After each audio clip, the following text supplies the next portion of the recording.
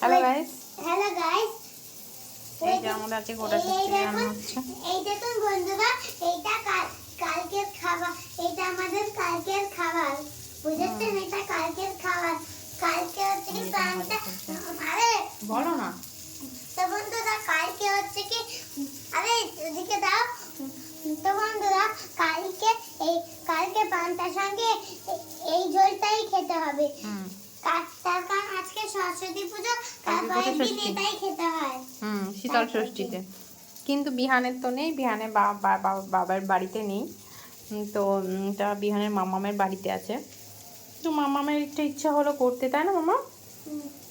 বিহানকে first time খাওয়াবে ওই জন্য।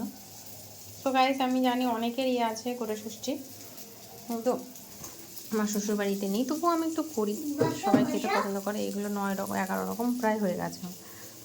দাঁড়া বাবা, বসছি।